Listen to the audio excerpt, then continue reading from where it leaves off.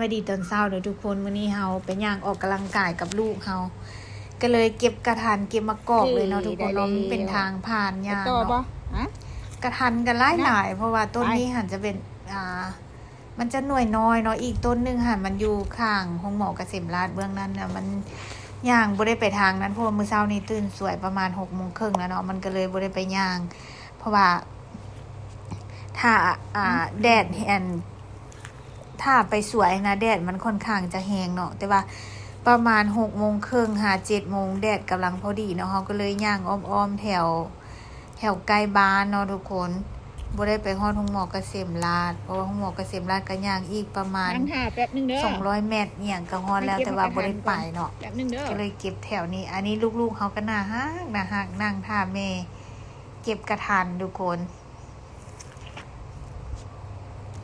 อันนี้สิบ่เก็บหลายเนาะเพราะว่าเก็บแต่พอกิน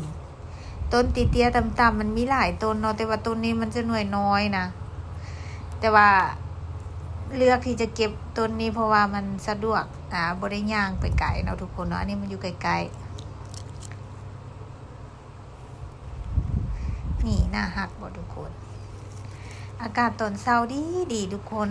ย่างทุกเช้าทุกแรงปานนั้นยังมีคอเลสเตอรอลเนาะขนาดแบบพยายามแบบบ่กินของทอดของมันนะบ่แน่ใจว่าช่วงสามีกลับมาเฮากินชีสกินเนยหลายบ่หรือว่าเฮากินข้าวดึกบ่ช่วงนั้นเพราะว่าสามีกินข้าวประมาณ 8:00 9:00 เนาะก็ได้กินน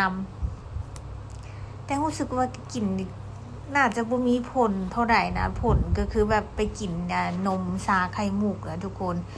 ไปตลาดแล้วก็กินทุกมื้อช่วงสามีมามันก็เลยเฮ็ดให้เวลากวดสุขภาพประจำปีแล้วมันจะเฮ็ดให้ไขมันขึ้นเนาะก็เลยพยายามลดแต่ว่าช่วงนี้ลดลงมาได้โลครึ่งแล้วเนาะทุกคนเนาะสิพยายามลดลงประมาณ3กิโลให้มันได้3กิโลบ่ฮู้ว่าสิได้บ่ตอนนี้น้ำหนัก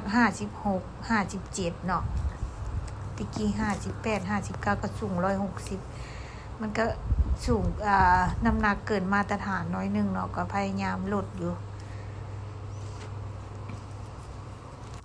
แต่ว่าเวลาเฮาไปย่างกับลูกเฮามันก็ย่างมันก็ได้แต่ย่างธรรมดามันบ่ได้ย่างไวนะแบบว่าย่างเลาะไปเนาะมันก็คือสิบ่ได้หยังหลายแต่ว่ามันก็ดีกว่าบ่ย่างเนาะทุกคนอย่างนึงมันก็ได้ไปสูดอากาศบริสุทธิ์ตอนเช้าเนี่ยมันก็สิเฮ็ดให้สุขภาพจิตมันแบบผ่อนคลายไปนำเนาะอันนี้เฮาได้เรียบร้อยแล้วก็ไปต่อเนาะทุกคนเนาะมื้อนี้สิย่างหลายเติบอยู่